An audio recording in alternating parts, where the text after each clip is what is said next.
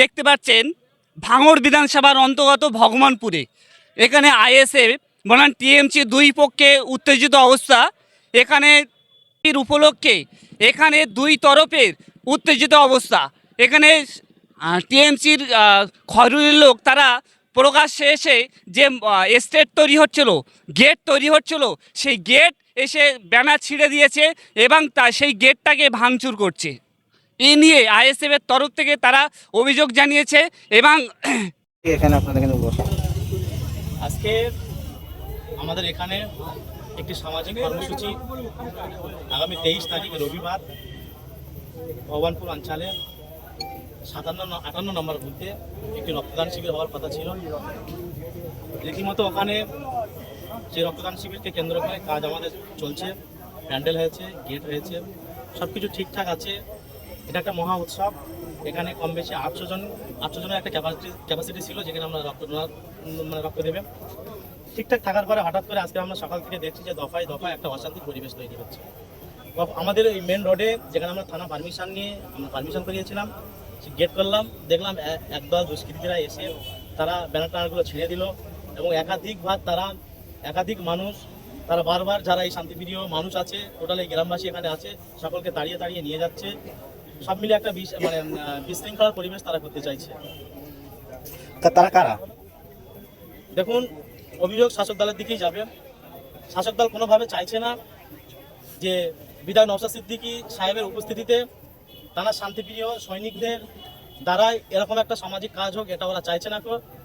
তাই তারা এই অমানবিক অত্যাচার করছে এবং এই মহা উৎসবটা তারা রুখে দেওয়ার একটা ষড়যন্ত্র করছে। কাদের নেতৃত্বে হয়েছে বলে মনে করছে? দেখুন, শুরু থেকেই বলি কাদের নেতৃত্ব হয়েছে এটা বলার আর কোনো অবকাশ রাখে না, সবাই জানে।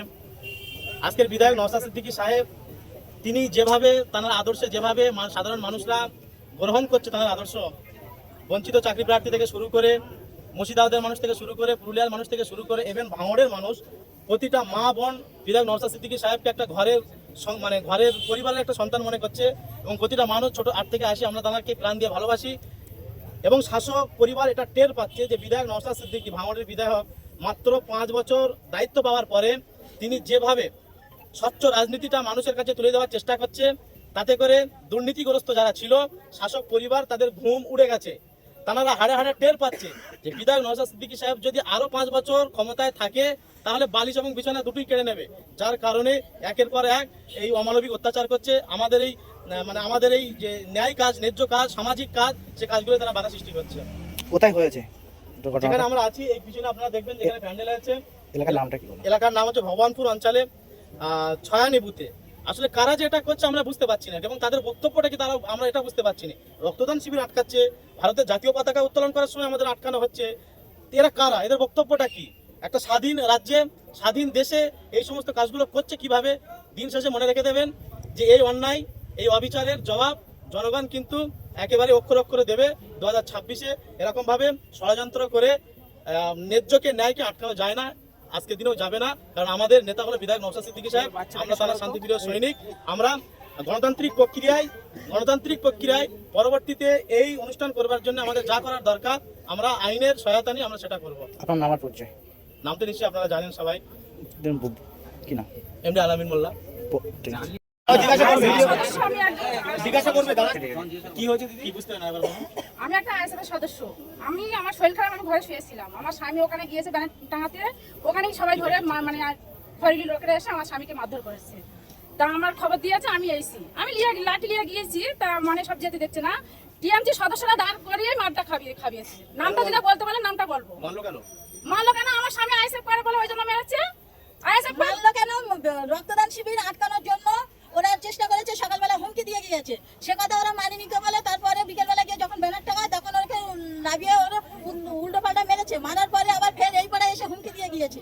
তাই এটা করা কি ঠিক? ওরা কি অন্যায় কাজ করছে? যদি এই রক্ত দিয়ে কত গরিব মারা রক্তের জন্য হসপিটালে কাটলে এই হসপিটাল ছুটছে, কিন্তু দেখো এই গরিব এই রক্ত দিয়ে কত মায়ের জীবন ফিরে পাচ্ছে, মায়ের কোলে সন্তান ফিরে পাচ্ছে, কত জীবন ফিরে পাচ্ছে। ওদের টাকার গরমের জন্য ওরা যেটা ইচ্ছা সেটা করে আবার মুখ বুঝিয়ে চুপ করে থাকতে পারবে না। টিএমসির লোকেরা, ছেলেরা এসেছে, কতজন এসেছিল? সঙ্গে এসেছিল 8-10 জন এসেছিল। হ্যাঁ, তার জন্য বাধা করছে। আমরা বাধা মানবো না তো, আমরা এই বাধা মানবো না। আমরা এই রক্তদান শিবির যদি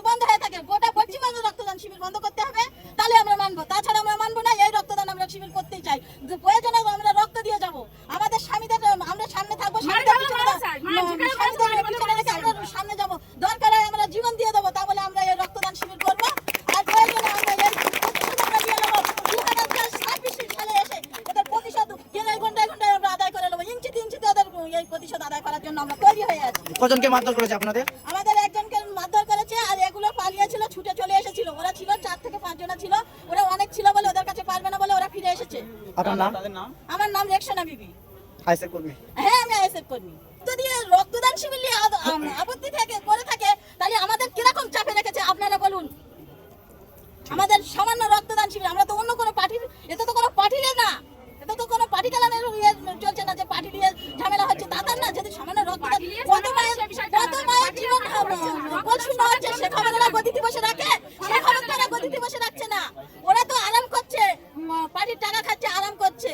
হ্যাঁ, আর যদি একটা কোনো এ আনতে যায়, সেই এর ডেকে নিয়ে এসো, ওর প্রধানের কাছে যাও, তারপর কথা তাদের উল্টো পাল্টা